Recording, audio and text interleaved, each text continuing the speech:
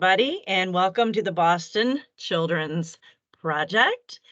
Thank you very much for all of the things that you did to get your onboarding taken care of right away. I know that's a lot of information. We do have a lot of information here for you today as well. We want to make sure, though, that you are prepared to get yourself up and running, prepared to get paid and get reimbursed for your expenses, of course. All of the information that you will need is going to be in this video and in a very important email that I need you to look for. That email is called the Second Steps email, and we will be referencing that in just a minute. So we're going to go ahead and touch on everything that you need. Please, if you need to rewatch this video, and again, you will find the information I believe that you will need in order to make sure that everything is taken care of and things go smoothly for you. Your resource managers for this project are Libby Kelly and me. My name is Donna Lynn Holland. You can see our phone numbers there. Please reach out to us prior to your travel if you have any questions or concerns. It's definitely helpful if you don't wait to the last minute to bring issues to our attention. Not all CTs will be traveling on the same dates. So if you have a question, please don't ask your coworkers, as their situation may be different than yours. Please reach out to us. Also, I'm going to ask you something very important. If you have an issue with travel or an issue with anything on the weekend, please don't expect that Libby and I are monitoring our emails all day Saturday and Sunday. We need you to call us at the numbers that are listed here on this slide if you have something that needs to be taken care of. Thank you.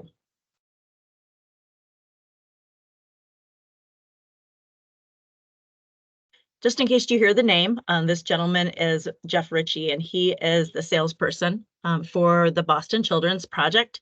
So there's a possibility that you may see him on site at some time, or you may hear his name. So Jeff Ritchie is our National Director for Healthcare Solutions, and he is, again, the person who's kind of in charge from the Experis side.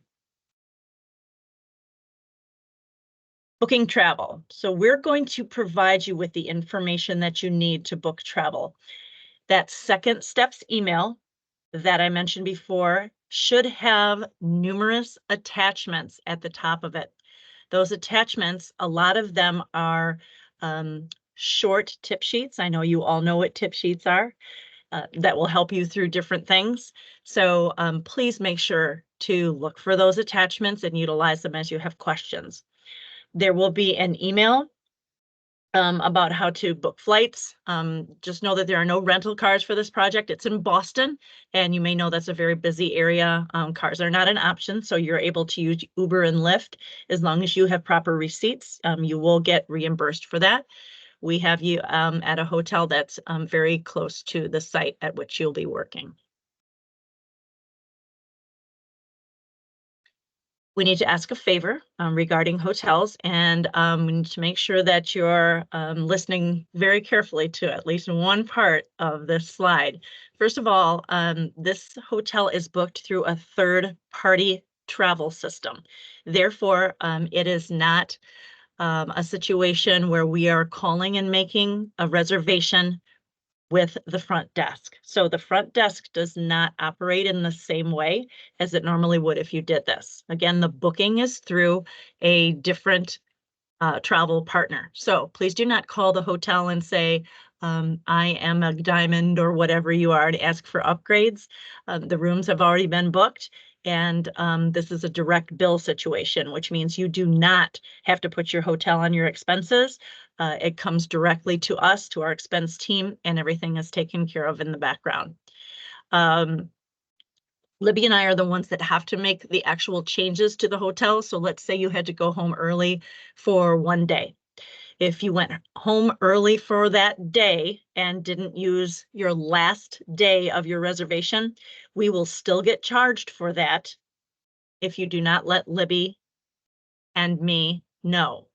We have to make the changes with the travel partner. You cannot make the changes with the front desk. Make sure that you let us know so we can make those changes. If you do not let us know about those changes. We do have to charge you for that day that you did not stay in that hotel. If you have a phone app that has to do with Marriott or whatever, the phone app will not update. So know that you may not see things real time if that's something that you have on your phone, since it's through that third party. And we also have a complaint resolution document. If you're having a problem, we need you to document and make us aware of that problem in a certain way so that we're able to help you with that situation. Now, timekeeping and expenses. What we're going to do right now is have Jamie, who is the supervisor for our expense team, come on and give you some information as how to put in your time and your expenses. We're hoping that you are able to watch this carefully so that you're able to do just the couple of things that you need to do in order to make this, again, go smoothly. So we're going to do our best to get you or walk you through registering in our Bullhorn site, and then she's going to show you some step-by-step of how we do the entry for the expense documentation. Hi, everybody. I am Jamie Nash with the expense department, and we're going to go over how to enter some time and expenses here real quick. When you are able to get into your assignments, it will pull you up to the dashboard here, and it'll show all the week ending dates. When you go to enter your time, you just want to select the correct week ending date that you need to enter time for, and it will pull up your assignments. You should have an on-site and a remote assignment. You'll enter your time accordingly, whichever applies for the day you're working. All you need to do is click on the day you're entering time for, and it will pull up the hours worked, and you will just enter the total number of hours and select OK. That will then populate the hours on the timesheet for you.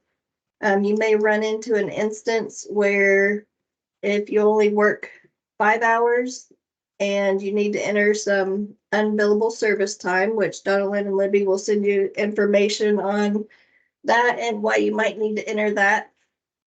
Say you worked 5 hours, you can hit this plus work button and it'll bring up another option. Make sure you change the time reporting code to unbillable service time. And you can enter your other 3 hours for the day. And there you will also just select OK. And it'll populate as 8 hours there. Once you are done entering your time for the week, you don't want to submit after each day, but once you are done entering time for the week, you want to make sure you submit both assignments. You can do that by hitting submit here or submit all at the bottom to submit those. And once they are submitted, that'll send them over to us to review, and then we can get those approved for payroll for you. I'm going to just clear this out real quick, and then we can move on to the expense portion. To get to your expenses, you'll want to make sure you select the expense tab up top. Very important, you want to make sure you upload your receipts before you create your expense report. Do that by clicking on the upload files, add files, and I need to get to the correct folder here. You can upload these one at a time, or you can select both of them and open, and it will allow you to upload more than one receipt at a time. To load them, you'll either hit start individually here, or you can hit start upload at the top and it will upload all of them. Once it says clear here, you're able to close that out. And you can see this box popped up. That is due to my airfare receipt having more than one page. To get that to condense down to one attachment, you want to make sure you select yes and submit You have to submit this or it will not condense them into one page, one attachment. So once I hit submit, I can close. You can see here that made that down to 3 pages, but it's one attachment here. Then you'll want to come down here and select the correct week ending date you're entering your expenses for. These just happen to be for week ending 2/25. And then start a new report.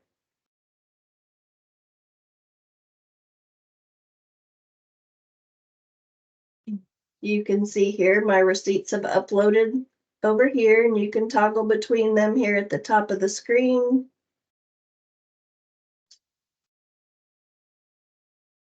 You'll want to make sure your client name is in here. It should, a lot of times it will automatically populate. On occasion it won't. You may have to select it. And then you need to select your assignment, which you should always enter your expenses on your on-site assignment. Once you do that, extremely important, please, please, please make sure when this box pops up that you are selecting yes when asked, is the expense report billable? If you don't do this, you're going to have to completely redo your expense report from start to finish. So it's very important. Make sure you do select yes when asked if the expense report is billable. Okay. So another important item is if there is a receipt showing in this box, it is going to attach to whatever expense you create. So you want to make sure when you get to doing your meal per diems, there should not be a receipt showing in this box. So the first thing I'm going to show you is your airfare receipt. We're going to enter it on the first date of travel, which is 2/19. You want to make sure you use the receipt that shows the professional fee listed at the bottom. You can see this $22.50. A lot of times it should be $5.75, but for this one must have been an after hours charge, so it's a little bit higher amount. So we're going to use this total fare amount down here. That should be the final receipt you receive from Concur once you book your flight. We're going to enter that on 2/19. Since the airfare is paid for by our company credit card, you'll want to make sure that gets entered as bill only. Anything entered as bill only, you do not get reimbursed for. This is one of the biggest errors we have on expense reports, is not choosing the correct code. So for anything company paid, you want to use bill only. Anything you pay for, you want to make sure you use the regular codes. So I'm going to select Air Rail bill only for this airfare. I'm going to enter the dollar amount, and in the description, I like to have the dates of travel and the ticket number, which is going to be this Delta Airlines ticket number right here. We do that for purposes of an airfare recon that we do for all charges that are booked to our card, and that information in the description is extremely helpful for us as we are doing our recon. Next, you're going to select this next page checkbox and save. You can see here this box pops up. I'm done with this image. I don't need to enter anything else from it. So I'm going to click done with image. And that is going to remove the receipt from this box over here. You can see I only have one receipt here now, and it moved me to my next receipt. Over here where the expense is entered, you can see this M showing I have a multiple page receipt attached to it. If I needed to get back to that, I can click on that and it will populate the receipt back over here. But for entry purposes, we do not want it over in that box. Next, we are going to enter a Uber receipt. That is something you will pay for, and it's going to go under taxi other. Need to make sure you are watching for tip amounts. The tip amount goes off of the subtotal And I believe for this account, it is up to 15%.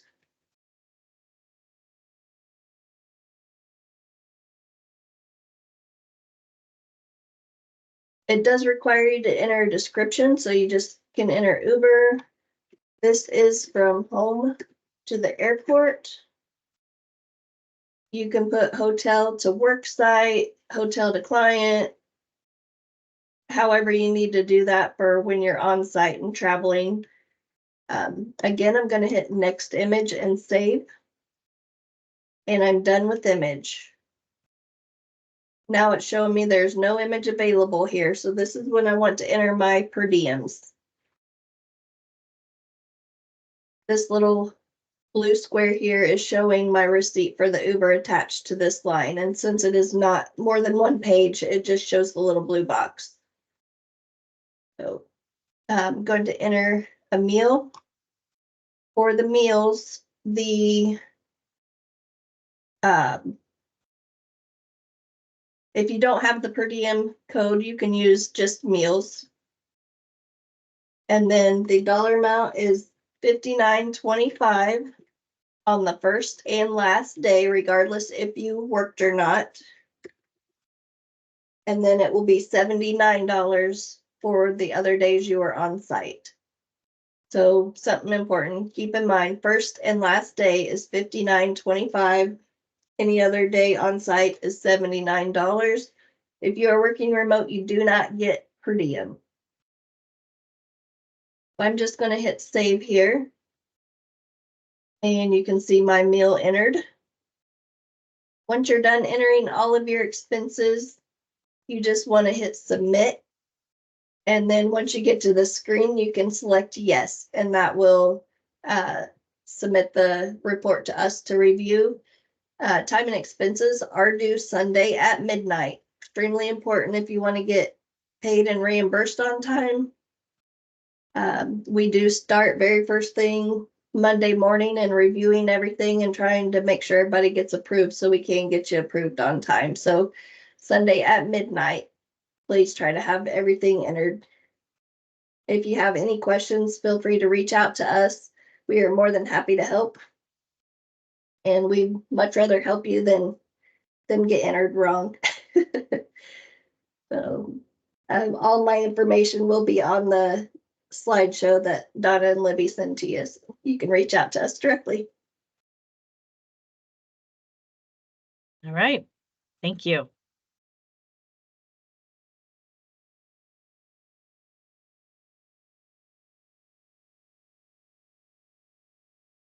So we're going to show you a slide in just a minute that shows you how to enter or to find your timesheet and to register in Bullhorn.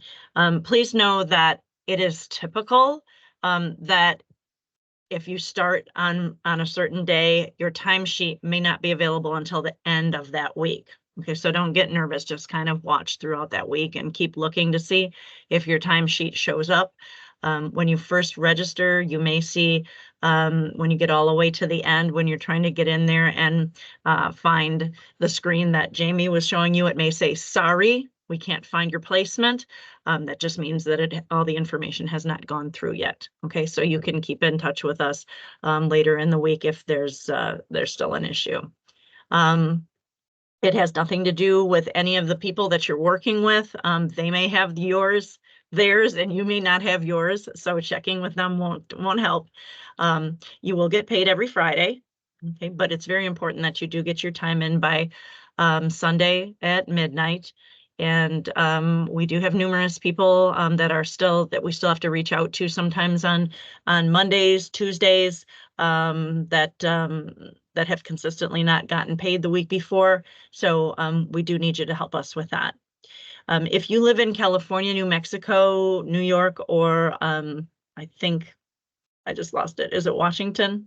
I think it's Washington. Yep, it's Washington. Okay, your timesheet will look just a little bit different. Within that timesheet, you will actually have a spot that asks you to enter a lunch period of 30 minutes. That is a law in your state, and we do need you to enter that 30 minutes somewhere on that timesheet before the 5th hour of your work. Again, that's a law for your state. So it's pretty self-explanatory how it goes. You'll just have an extra line in there, and you'll put if your lunch is from 11 to 11:30 or whatever, you'll just go ahead and enter that in. There's a possibility that your first paycheck is a paper check. So how does that work? It usually depends upon your banking institution and how quickly they process the direct deposit that we send in. So if you don't get paid on that Friday that you're expecting to get paid, check your mailbox. And more than likely, that is something that can happen. It's rare, but it does happen every once in a while. So if you don't see it, into the next week, Monday or whatever, reach out to us and we can show you how to check as to what has occurred with your pay. It's very important for you to pay attention to number 7. We don't have overtime approval for this project, which means if your timesheet shows up with Jamie's team and it has 42 hours on it, they are instructed to reject it. If for whatever reason it appears that you will have more than 40 hours for your week, you must reach out to, you can reach out to your PT, but you have to include Teresa. She is your training manager on site, and let them know, hey, it looks like I'm going to go over tomorrow. So let's say it's Thursday and you already have 38 hours and somebody just asked you to cover class for somebody who's sick. More than likely you'll be going over 40 hours. So you need to send out that email and make sure that Teresa is copied and we are copied so we can get the approval for you. If we don't have that email, then we can't send your timesheet through.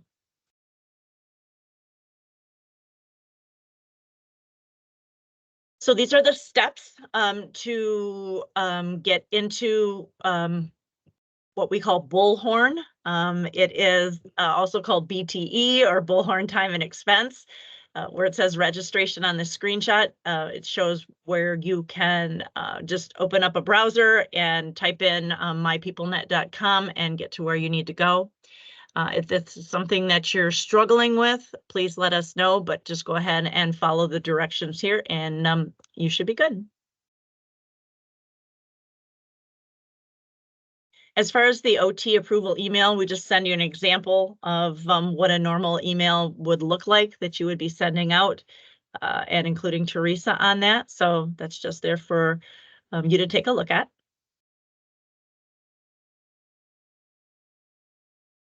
Okay. Hourly versus salary. So we're going to explain the difference between hourly versus salary and how you may or may not have to use the unbillable service option. We are going to send you a second video. That is one that we used for another CT project, just in case you're looking at that second video and we say Novant, that's the name of the project that video was made for. But we explain unbillable service in depth in that video, so you'll be able to see that. What this means is that as a salaried employee for this project, we will do everything on our end to make sure that you have a 40-hour week. Okay, so that's why Jamie showed you, if you're working for if you have 5 hours worth of time on a day that you've worked, we will allow you to add those other 3 hours in to get you up to 8 hours for that day so that your week becomes a 40-hour week. So I'm going to go ahead and explain that in depth now. So let's say you have a full week that you have worked. So you've worked Monday for 8 hours, and I'm reading this, of course, off the slide right now. Tuesday, you worked 3 hours, Wednesday 8, Thursday 9, and Friday 9. You did not work on Saturday or Sunday. Okay, so if you add all of these together, the 8, 3, 8, 9, 9, you're going to get 37 hours. So what we need to do now is go ahead and add 3 hours of unbillable service time up underneath the Tuesday, because Tuesday is the one that's less than 8. So we're going to go to Tuesday you're going to open up more than likely your remote placement, because you'll have an on-site and a remote, but a lot of times they just put it on the remote placement. So make sure you look under that one as well. Then you're going to open up, as Jamie showed you, and add that plus worked button so you can get the other 3 hours, and you're going to choose unbillable service. How does that translate? So what happens is when you use both of them, both worked and unbillable service, the worked makes sure that Boston Children's is billed for your time, because, right, you're a contractor, we bill for your time. So Boston Children's is going to get billed from us for 37 hours. Then Experis, using that unbillable service, means it's unbillable to the client. So Experis is going to be paying those other 3 hours. So hopefully that makes sense. We have that on the bottom of the slide as well. Partial week is a little more confusing, so stick with me. A partial week would occur when you are ill for some reason, or for whatever reason not able to work and do not work on a day. So Monday, you are sick, you cannot work at all, you do nothing but stay in bed, I don't know, or you have an appointment with your child, you do not work all day. Monday is a 0-hour day. Tuesday, you work 8, Wednesday 3, Thursday 9, Friday 9. Now your total is 29 hours. Here's where I need you to stick with me. Since you had that sick day, okay, and you did not work at all, that means those 8 hours no longer count at all. You did not put in work time. So the most you can get yourself up to for that week is 32 hours. Now, if you have 29 hours, we want to get you up to 32.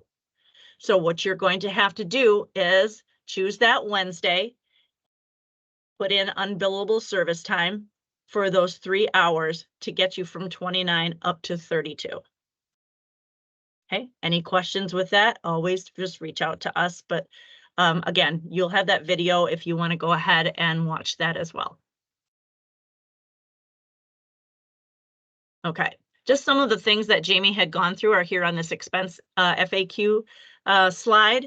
Just make sure that if any questions that you have, look at number 3, and there is a red email there, hcitexpenses@experis.com. That is a mailbox where Jamie and everyone on her team have access to that, and they are all able to see your questions and respond. There's also a step-by-step expense document that is on the second steps email. In case you forget some of those steps for expenses, you can use that tip sheet as well. We do have a travel expense FAQ. Guess what? It's attached on the second steps email. This will give you some of those questions that you might want to know, like how many bags are you paying for me to fly with, and that type of thing. If I have mileage, such as mileage from your home to the airport, how does that get reimbursed? Those type of things are on here. In addition to like your meal per diems, things that Jamie talked about, those are on here as well. So look for that FAQ. I'm sure this is something you already know, but we are going to mention it just in case. So when you're choosing a flight for the project, make sure that your flight choice is the one that is the most cost effective. So we know everybody has a special airline that they love and that they want to get points for their credit card or whatever, and that's great. However, as you know, as a consultant, it's expected that you're going to be a good steward for the client for which you are working. So we need you to choose the most cost-effective flight. If it has one stop in Atlanta or something like that, that's okay. We are going to have to work together to make sure that you are choosing a flight that would be of an acceptable price.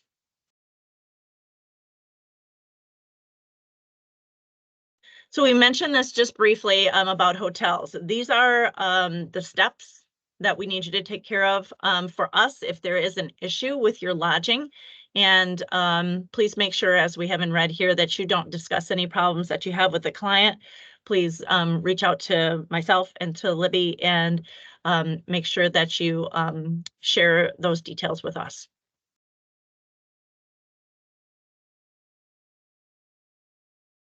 If you are interested in taking any benefits with Experis, and remember that Experis is part of Manpower, so anything you get about benefits will come from Manpower.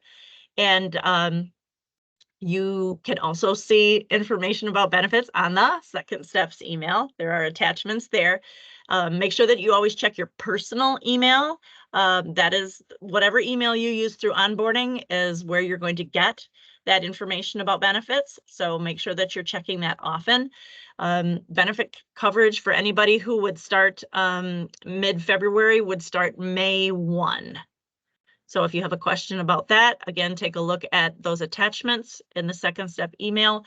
And there's also an 800 number that you can call to ask questions of the benefits team.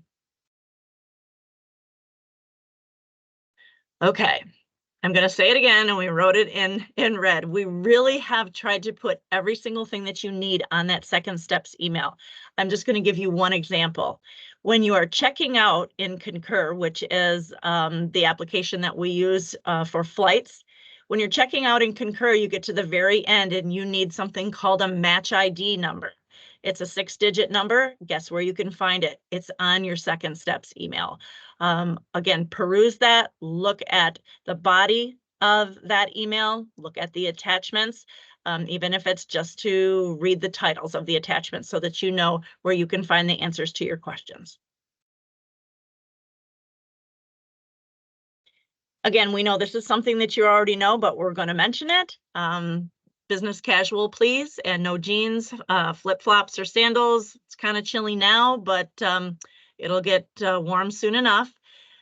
Your badge has to be worn at all times if that's something that they are providing you. I'm not sure if they do on the Boston Children's side, but please make sure you do if that's something they ask. And then, of course, please watch out for the perfume and cologne. That is something that we do deal with on occasion. I'm going to ask you right now to pick up your phone, and in your contacts, I'd like you to put Options Travel.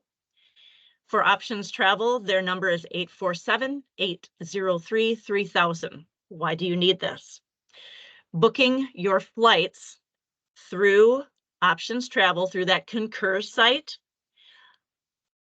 allows you to have 24-hour, 7-day-a-week assistance from Options Travel. If you are waiting to take a flight and it looks like that flight might be canceled, if something goes wrong with weather, whatever, please do not contact the actual air carrier such as United or Delta or whatever. We need you to contact Options Travel. We pay them to take care of you. We pay them to help you get rebooked, even if it's on another airline. They are there for you, and we need you to contact them. So again, 847-803-3000. If you have any questions whatsoever, our emails are right here on this slide, and we are the ones who can help you. So please reach out to us, and we hope this has been helpful for you. Again, welcome and thanks.